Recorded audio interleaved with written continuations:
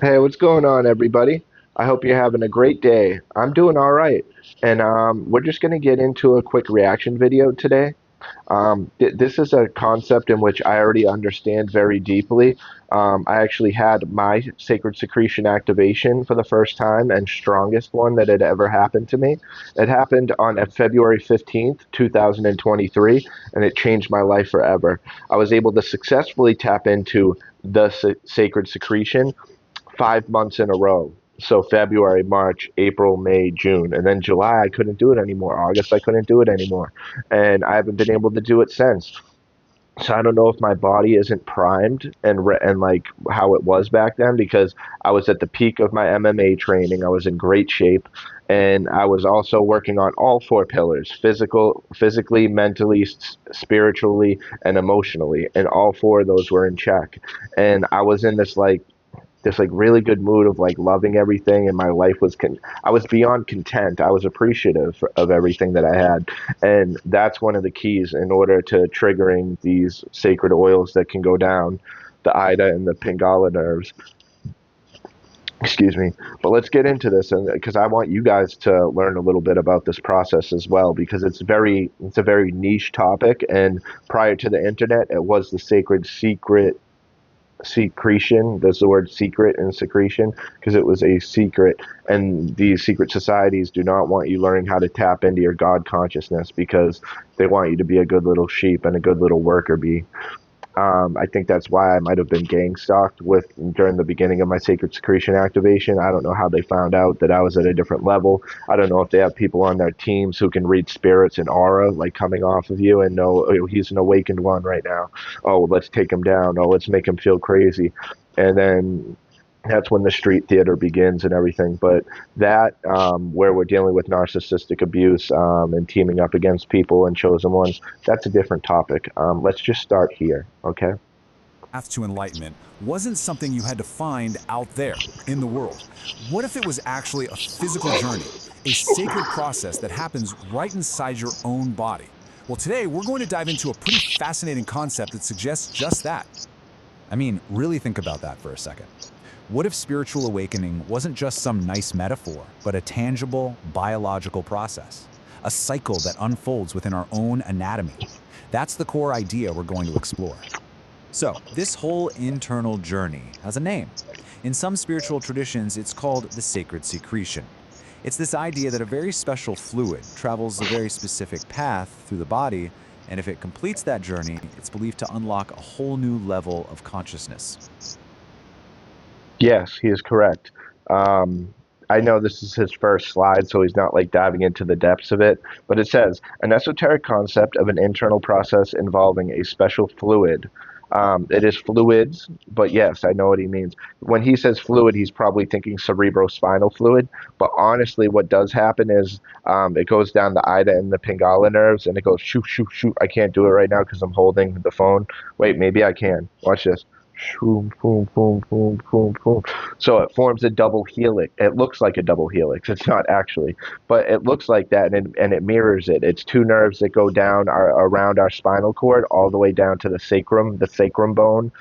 Um, and it carries these two fluids. One is electrically charged and one is magnetically charged. One comes from the pineal gland, one comes from the pituitary gland, and they go poop, poop, poop, poop, poop. And then when they get to the bottom, they're sitting there bathing together and they blend into one fluid. Then the fluid gets carried back up those same nerve endings, but in reverse, and it goes back up, and then it goes and it hits when it gets reaches the brain region, and it gets back to either, I don't know if it's the cave of Brahma or if it's like he said he's going to say the claustrum, or the pineal gland even. It's one of those, right?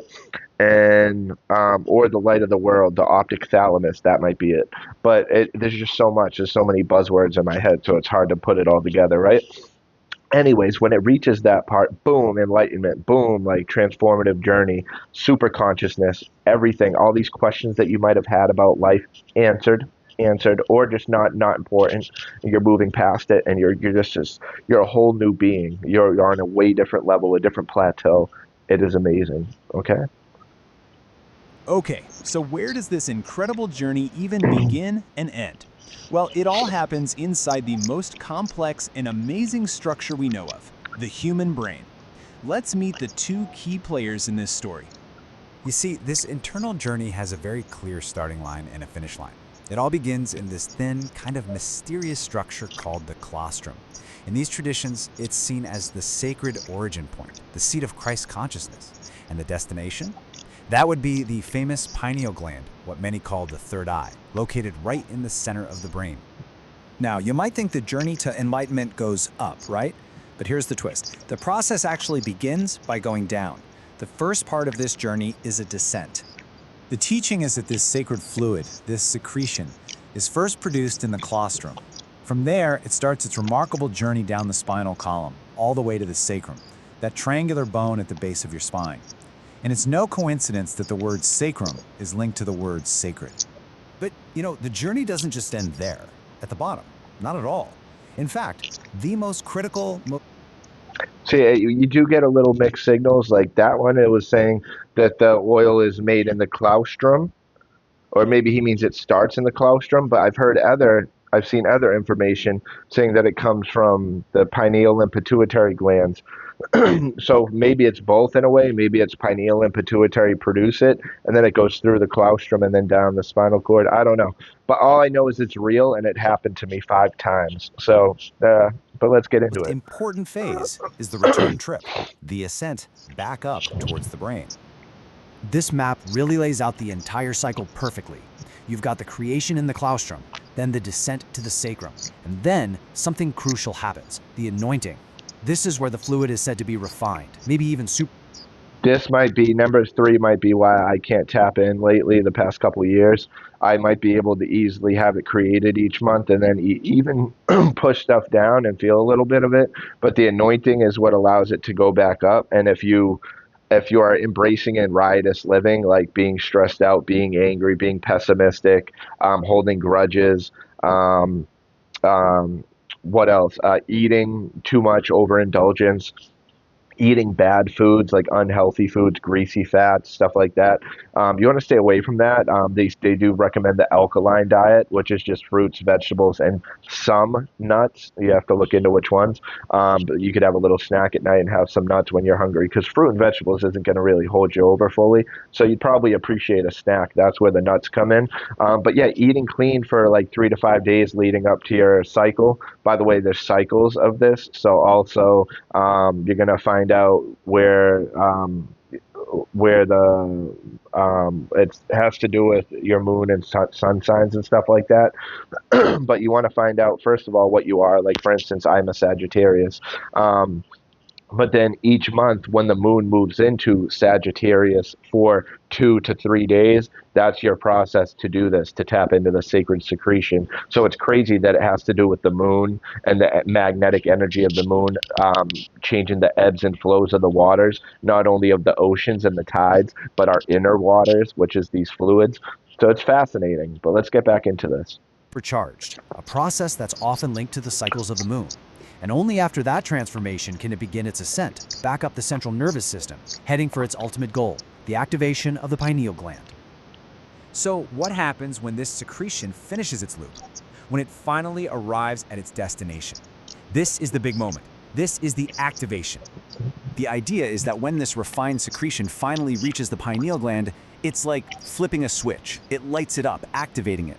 And in this view, the pineal gland isn't just a gland, it's a literal gateway, a bridge that connects our normal, everyday reality with a much higher state of consciousness.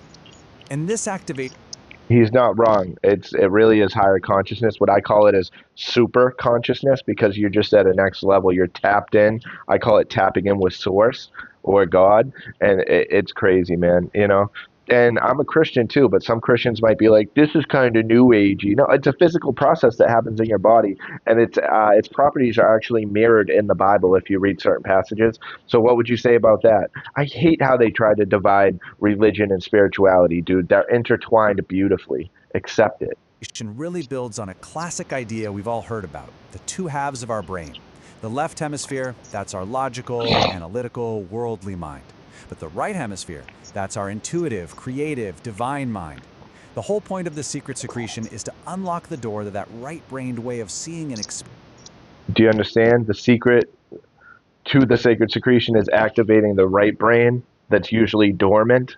because we tend to just use our conscious mind, which is our left brain. We think mathematics, rationality, English language, whatever language you speak, understanding things on a base level, or things that are happening in the physical realm, okay? But the right side, the right brain, cast your nets to the right, which is creativity, intuitive, creative design, being into arts. Like me, I was into I was never good at painting or drawing or coloring. Coloring, maybe I was the best guy. I never colored outside the lines.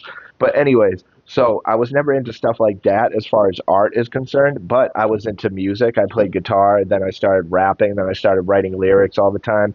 I did that for like 13 to 15 years. Then I got into mixed martial arts in 2021. I've been training MMA off and on. What is it? Mixed martial what? Oh, arts. So that's right. I'm into arts. I'm into the creative side of my mind. I'm just naturally a, excuse me, sorry. I'm just naturally a left-handed person. So I write lefty, I throw lefty, I fight as a southpaw, all this stuff, right? But a left-handed person, or somebody who uses their left more, tends to actually be more right-brained. So this is why they don't like lefties. This is why they try to make everybody. Back in the day when my mom was a kid, the nun would make them all righty. If they were writing lefty, she would smack them with the ruler on the hand or the desk, and it would scare the kids. And and she'd be like, "Use the other hand," They don't want you. That's a secret. That's a secret. That's like one of those like Rockefeller type secrets, bro. Like, people think it's a crazy conspiracy, or is it just a fact? But anyways, let's get into it. Left brain versus right brain. I got other videos on that. For instance, I got one where I'm talking about why I'm a registered independent. Even though I lean more towards the right as of recently, I still won't claim MAGA. I won't claim Republican. I'm an independent because I love the term independent, because I am independent, bro. I'm not playing your little charade. I'm not going to hate half the country just because you told me so, okay? So we're better than that. But let's get back into this, shall we? Experiencing the world. Now, to make this idea a little less abstract, these spiritual traditions often point to ancient stories as metaphors, and one of the most powerful ones comes from a very well-known biblical story. So picture this. In the Gospel of John, the disciples have been fishing all night long, and they have caught absolutely nothing. They are exhausted, frustrated. Then, Jesus appears on the shore and gives them this one very specific instruction. And what happens when they followed this simple command to just try... Caught 153 fish is what I'm pretty sure he's saying. Think of that number, 153. What do you think of? What I think of is 1 plus 5 plus 3, the addition of the numbers. 5 plus 3, 8.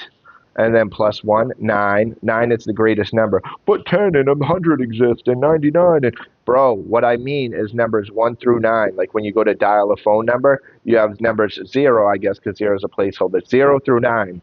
Okay, that's it. Once it's 10, it's really just 1 and 0. Once it's 14, it's really just 1 and 4.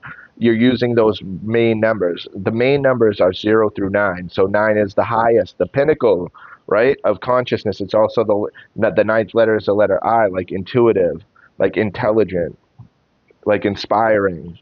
You know what I mean? And that's that. So that's a little numerology in there. But yeah, check this out. The right side, it's not just a few fish. It's an unbelievable, miraculous catch of fish, exactly 153 of them. So many that they could barely even haul the net into the boat. So what's the metaphor here? What does it all mean? Well, the disciples fishing on their own, that represents us striving with just logic, our left brain.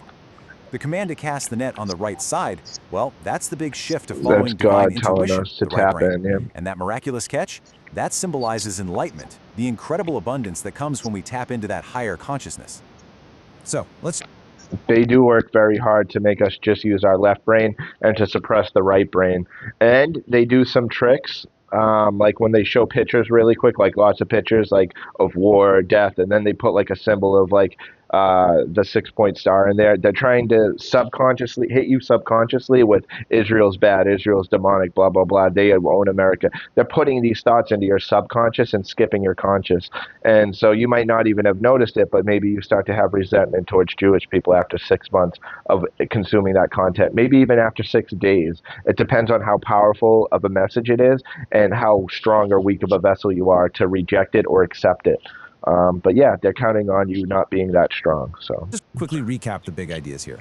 We've talked about this profound internal journey, a symbolic cycle of descent and ascent that goes from the claustrum all the way to the pineal gland. The ultimate goal isn't just a physical thing, it's a huge shift in how we see the world, moving from pure logic to embracing intuition and a much higher awareness. It's like the elevator of destiny, bro. You're going elevator going down, elevator going up. Chris Calico. But yeah, you know, you go down, then you go up. It goes down, it has its journey, and then it rests in the tomb for 2.5 days, and it rises on the third day. This is crazy, bro. Like, it's a physical process that happens in us, but I think it's both. I don't think that the Bible's just an allegory for something like the sacred secretion or how to live longer or how to reach super consciousness, enlightenment. It also produces millions of dormant brain cells, so that's where you get the super consciousness from. But it also produces new cells, like just normal cells in our body, not brain cells, just normal cells, which is like our blood, new blood is produced and stuff like that, clean and fresh and young, and you feel rejuvenated physically as well. So it's a way to live longer. And if everybody could naturally tap into this, because autophagy helps if you're during that 3-day process, 3 days leading up to it, do alkaline, and then on the 3 days of your actual cycle each month, you could try, if you're strong enough to do it, fasting. You can do water, juice, you can even do like bone broth and stuff like that, I've heard, if you want some more nutrients. Do whatever, right? But don't eat like physical food, like dense food, you know what I mean? If you can't do that, just stick with the alkaline, because I was still able to tap in, and I wasn't even full alkaline. I was alkaline plus a little bit of meat, but not a shit ton of meat, just for dinner and just small portions. And I was able to tap in. Within my first 90 days of learning about this, I tapped in. So, like, you can do it. Like, it's not like I'm some super special being. Like, maybe the God was looking down upon me. I almost said gods. Oh my God. That would be so sacrilegious for me. So God was looking down on me, and he might have said, "I got your back this time." You know, because I've heard of stories where it takes people 5 to 10 years to have a Kundalini awakening, and bro, this is Kundalini on steroids, bro. In my opinion, because I've had both happen multiple times. It's different, okay? But let me get back into this before I ramble on forever. I could talk about this all day. It's so cool. All of this leaves us with one final, pretty big thought to chew on. When you look at concepts like the sacred secretion next to ancient myths and stories from all over the world, it really makes you wonder, could all these different traditions, from esoteric teachings to sacred texts, just be different maps describing the very same profound inner world that exists inside every single one of us? Definitely something to think about.